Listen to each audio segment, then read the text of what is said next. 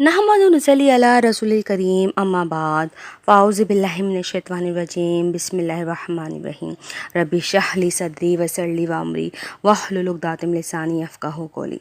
अस्सलामु अलैकुम मोअज़्ज़िज़ सामीन, उम्मीद करती हूँ आप सब खैर व आफ़ियत के साथ होंगे और अल्लाह ताला से यही दुआ है कि हम सबको खैर व आफ़ियत के साथ रखे। आज हम एक बार फिर एक नए टॉपिक के साथ हाज़िर हैं। आज हम बात करेंगे आज़माइश और आज़माइश आने पर जो अल्लाह ताला मग़फ़िरत करते हैं उसके बारे में। अल्लाह तबारक ताला ने मुसलमानों के लिए दुनिया को दारुल इम्तिहान बनाया है। इस दुनिया में मुसलमानों को तरह तरह की आज़माइशों और मुसीबतों से परखा जाएगा।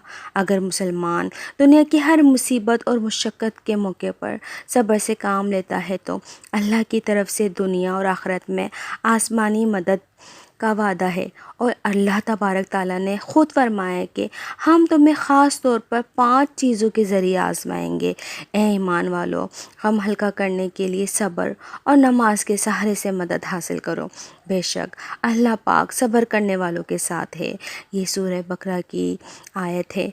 और यकीनन हम ज़रूर बिल ज़रूर तुम्हें आज़माएंगे, कुछ खौफ और कुछ भूख से और कुछ मालों और जानों और फलों के नुकसान से। ए हबीब, आप इन सब्र करने वालों को खुशखबरी सुना दें। जब इन पर कोई मुसीबत आ पड़ती है तो कहते हैं कि हम तो अल्लाह ही के हैं और हम सबको अल्लाह ही के पास जाना है। ये भी सूरह बकरा की आयत है। यानी यकीनन हम तुमको खौफ व हिरास के ज़रिए से आज़माएंगे। मुसलमानों को दुश्मनान इस्लाम की तरफ से खौफज़दा और हिरासा किया जा रहा है। ऐसे तो मौके पर मुसलमानों को सब्र व ज़ब्त और रुजू इला से काम लेने की ज़रूरत है। फ़िक्र व फाक़े की मुसीबत से दो चार किया जाएगा। फ़िक्र व फाक़े की वजह से मुसलमानों को अल्लाह की मदद से नाउम्मीद नहीं होना चाहिए। अगर सब्र व ज़ब्त से काम लिया जाए तो अल्लाह की तरफ से कभी भी मदद आती है। माली नुकसान के ज़रिए से आज़माया जाएगा। आज दुनिया का जायज़ा लेकर देखा जाए तो ये बात मालूम हो जाएगी कि तिजारत और कारोबार के एतबार से हर जगह मुसलमान गैर मुसलमानों के मुकाबले में कमज़ोर है। ये मुसलमानों के साथ अमूमी आज़माइश है। इनफरादी आज़माइश यूँ है कि 2 वक्त के रोटी के मोहताज हैं। बहुत से मुसलमानों के कारोबार कमज़ोर हो गए हैं और बहुत सौ के बंद हो गए हैं। इस तरह के इनफरादी वाक़यात मुसलमानों के साथ इनफरादी आज़माइश है और ऐसी आज़माइशों पर सब्र व ज़ब्त से काम लेने का हुक्म है। फिर कभी अल्लाह की मदद ज़रूर आएगी। जानी नुकसानात के ज़रिए से आज़माइश की जाएगी। आज भी दुनिया का जायज़ा लिया जाए तो हर जगह मुसलमानों का जानी नुकसान ज़्यादा है और जानी नुकसान में जाती कुर्बानियाँ भी दाखिल हैं और जानी कुर्बानियों में कुर्बानियाँ दाखिल हैं और जानी कुर्बानियों के ज़रिए से अल्लाह ताला मुसलमानों का इम्तिहान करता है कि इस पर मुसलमान कहाँ तक सब्र करते हैं। बागात और खेती और दीगर पैदावार में नुकसान के ज़रिए से आज़माइश की जाएगी। इन आज़माइश में मुसलमान ईमान पर और अपने दीन पर किस कदर कायम रहते हैं देखा जाएगा। अल्लाह ताला ने फरमाया कि अगर इन आज़माइशों में मुसलमान सब्र व ज़ब्त से काम लेते हैं तो अल्लाह ताला की तरफ से बड़ी खुशखबरी का ऐलान है। जैसे कि मुसीबत में अल्लाह से मदद। अल्लाह ताला ने कुरान करीम में मुसीबत के मौके पर 2 चीज़ों के ज़रिए से अल्लाह ताला से मदद मांगने का हुक्म फरमाया है। जब मुसलमानों पर कोई मुसीबत आ पड़े तो अल्लाह की मदद के लिए सब्र को सहारा बनाएं। सब्र करने से अल्लाह की मदद का ऐलान है। अल्लाह ने फरमाया, बेशक अल्लाह की मदद सब्र करने वालों के साथ होती है। मुसीबत और सदमे के मौके पर रुजू अल्लाह ही ऐसा अमल है जो अल्लाह को पसंद है और जो रुजू अल्लाह के लिए सबसे बेहतरीन चीज़ नमाज है और इबादत है। इसलिए अल्लाह ताला ने नमाज और इबादत से खुदा की मदद का इंतज़ार करने का हुक्म फरमाया है। सैयदना अबू हुरैरा से मरवी है कि रसूल अकरम सल्लल्लाहु अलैहि वसल्लम ने फरमाया, मोमिन की मिसाल उम्दा तरीन खेत की तरह है जिसको बर वक्त हवा और इधर उधर झुकाती है। और मोमिन पर भी इसी तरह बर वक्त मुसीबतें आती रहती हैं। और मुनाफिक की मिसाल اور منافق کی مثال صنوبر کے درخت کی طرح ہے جس کو ہوا ادھر ادھر مائل نہیں کرتی حتیٰ کہ اسے کاٹ دیا جائے۔ یہ مسلم و ترمذی کی روایت ہے۔ مصیبت سے گناہ جھڑنا۔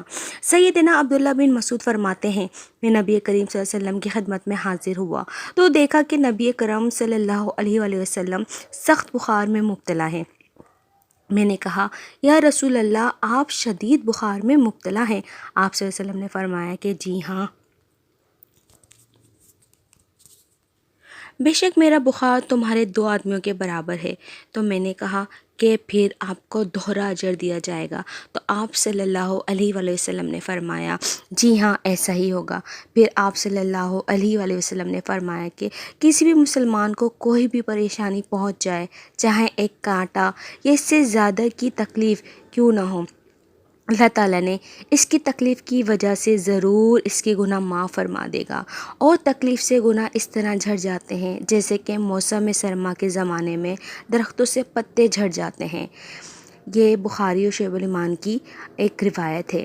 اسی طرح ایک حدیث میں مزید وضاحت کے ساتھ نبی کریم صلی اللہ علیہ وسلم کا ارشاد ہے کہ جب کسی مومن کو جسمانی، ذہنی یا فکری تکلیف اور پریشانی لاحق ہوتی ہے تو اللہ تعالیٰ ہر ایک الجھن کے بدلے میں اس کی خطاؤں اور گناہوں کی مغفرت کا اعلان کرتا ہے۔ حدیث پاک کے اندر 6 قسم کی تکلیفوں کو گن کر بتلایا ہے کہ ہر ایک تکلیف سے گناہوں کی معافی کا اعلان ہے۔ النصب، جسمانی تھکاوٹ کی تکلیف۔ جب مومن جسمانی محنت کرتا ہے، اس سے تھکاوٹ محسوس کرتا ہے تو اللہ تعالیٰ اس کی تھکاوٹ کی تکلیف کی وجہ سے اس کے گناہ معاف فرما دیتا ہے۔ الوصب، بدن میں کوئی درد کی تکلیف ہوتی ہے، مثلا سر میں درد، پنڈلی میں درد، گھٹنوں میں درد یا پھوڑے پھنسی کی تکلیف ہے، اللہ تعالیٰ ان تکلیفوں کی وجہ سے اس کے گناہوں کو معاف فرما دیتا ہے۔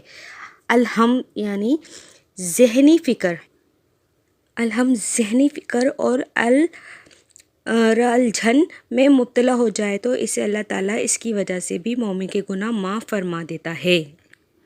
تو اللہ تعالیٰ اس کی وجہ سے بھی مومن کے گناہ معاف فرما دیتا ہے۔ الحزن، دماغی رنج اور خطرہ لاحق ہو جائے تو اس کو بھی اللہ تعالیٰ مومن کے گناہوں کے لیے کفارہ قرار دیتا ہے۔ الاذی، مومن کو کہیں سے بھی ایذا پہنچتی ہو اور ستایا جاتا ہو تو اللہ تعالیٰ اس کو بھی گناہوں کے لیے کفارہ قرار دیتا ہے۔ الغم، ذہنی غم اور خوف میں مبتلا ہو جائے تو اللہ تعالیٰ اس کو بھی گناہوں کے لیے کفارہ قرار دیتا ہے۔ سیدنا ابو سعید خدری اور ابو ہریرہ سے روایت مروی ہے کہ نبی کریم صلی اللہ علیہ وآلہ وسلم نے فرمایا، مومن کو جسمانی تھکاوٹ اور جسمانی تکلیف اور ذہنی فکر اور دماغی رنج اور کسی کی طرف سے ایذا اور ستائے جانے کی تکلیف اور قلبی کوفت رنج نہیں پہنچائے گا، مگر اللہ تعالیٰ ان میں سے ہر چیز کے بدلے میں اس کے گناہوں کو معاف فرما دے گا، حتیٰ کہ وہ کانٹے جو مومن کے بدن میں لگتے ہیں اس کی وجہ سے بھی گناہوں کو معاف فرما دیتے ہیں۔ یہ بھی بخاری، مسلم اور ترمذی کی روایت ہے۔ بہرحال جو لوگ آزمائشوں اور تکلیفوں پر صبر کرتے ہیں تو ان کے لیے رحمت و مغفرت کا وعدہ ہے۔ اللہ پاک ہمیں ہر آزمائش و مصیبت کے وقت صبر کرنے کی توفیق عطا فرمائے، آمین۔ اگر آپ لوگوں نے میرا چینل سبسکرائب نہیں کیا ہے تو اسے سبسکرائب کر لیجئے، لائک اور شیئر کرنا مت بھولیے گا اور کمنٹ کر کے ضرور حوصلہ افزائی کیجیے گا۔ اپنی دعاؤں میں بہت زیادہ یاد رکھے گا۔ وآخر دعوانا الحمدللہ رب العالمین۔